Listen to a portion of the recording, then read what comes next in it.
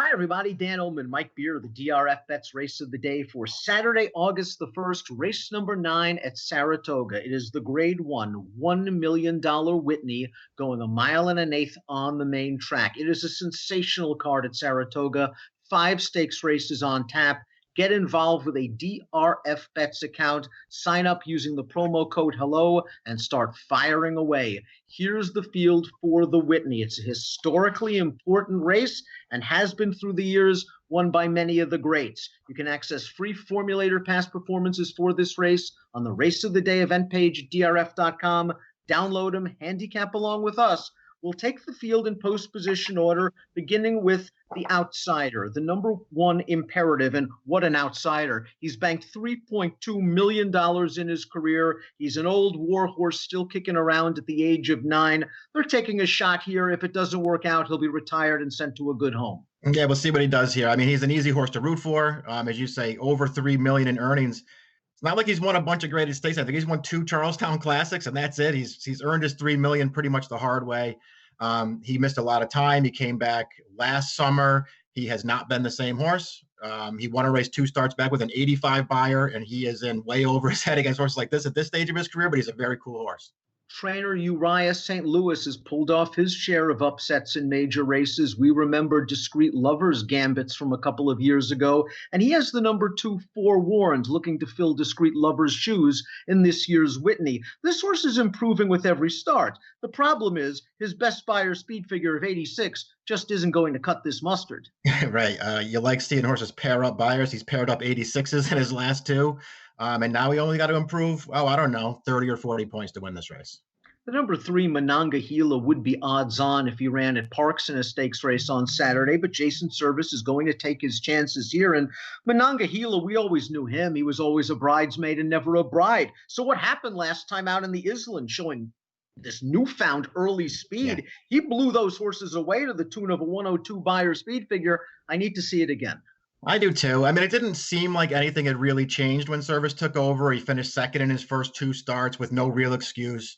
Last time he did show improved positional speed. He ran a career top 102. He won that race very easily.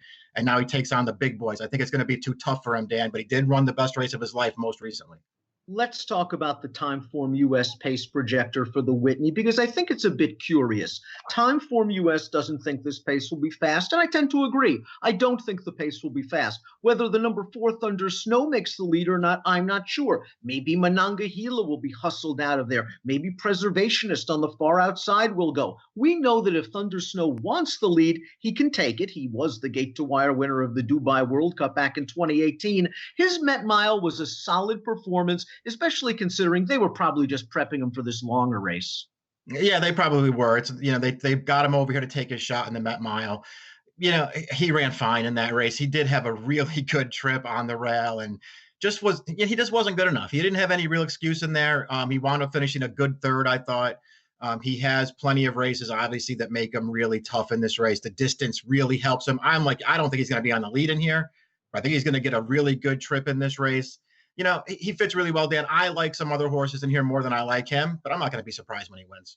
After an even performance in last year's Travers, Todd Pletcher gave the number 5 Vino Rosso a break. And what I've noticed ever since he's come back as a 4-year-old is he has shown a lot more positional and tactical speed. He went out there in the Gold Cup going 1.25 miles at Santa Anita, and maybe it wasn't the strongest field. We know Gift Box. He's turned into a nice older horse, but we remember him as an optional claimer in New York, and Lone Sailor was up against it from a pace standpoint. But Vino Rosso is the kind of horse that just looks like he's reaching full maturity. And 1.125 miles is okay. With this newfound tactical speed, John Velasquez has options.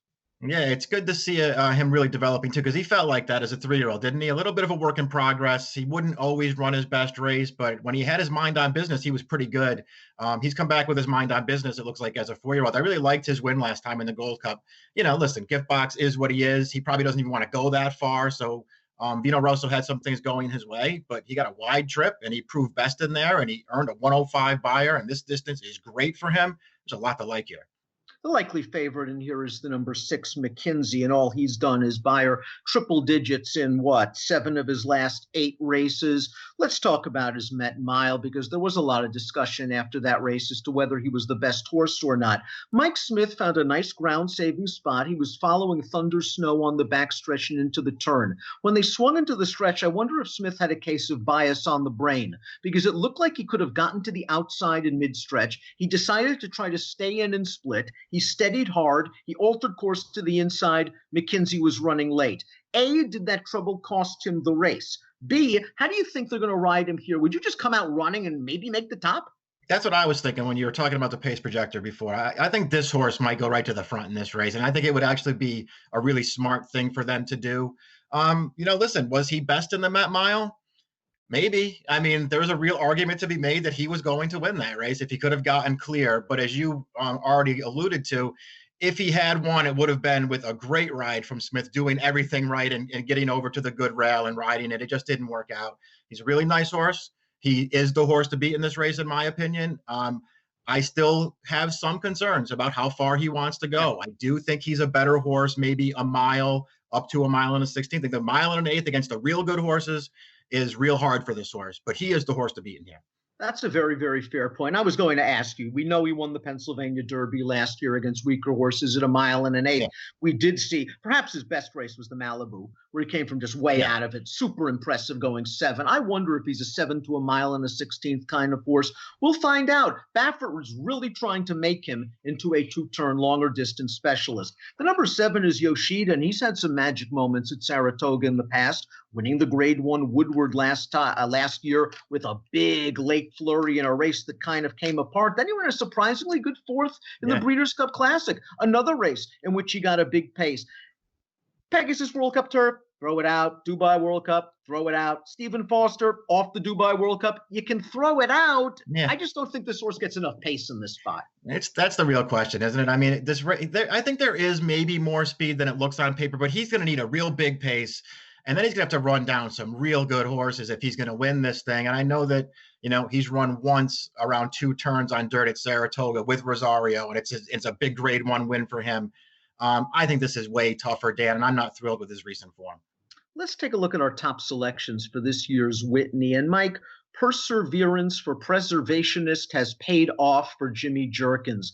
This is a horse that just had so many injuries, little nagging things that kept him from the races. Heck, he's a 6-year-old and he's only started 8 times. But when he does run, it seems he fires each and every time.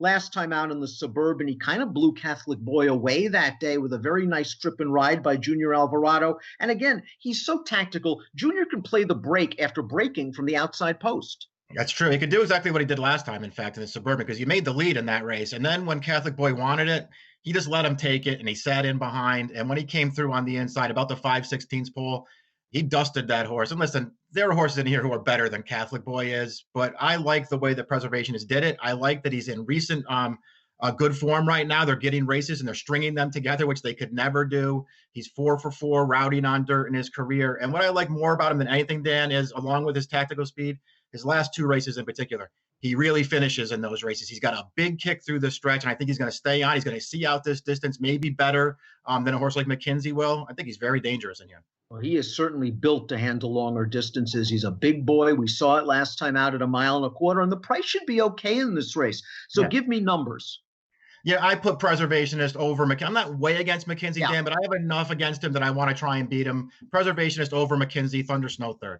Those are the 2 I want as well. I think McKenzie's going to get through this. I think 1.125 miles will be within his scope, and he's tactical enough to get the right trip. I also want the now horse Preservationist, and my 3rd choice is Thunder Snow. 6-8-4-5 for me in the Grade 1 Whitney, your DRFBets Saturday race of the day. One of 5 stakes races at the Spa on Saturday. Play them all with a DRFBets account. All you got to do to sign up is use the promo code HELLO. Approximate post time for the Whitney, 5:46 Eastern. Best of luck.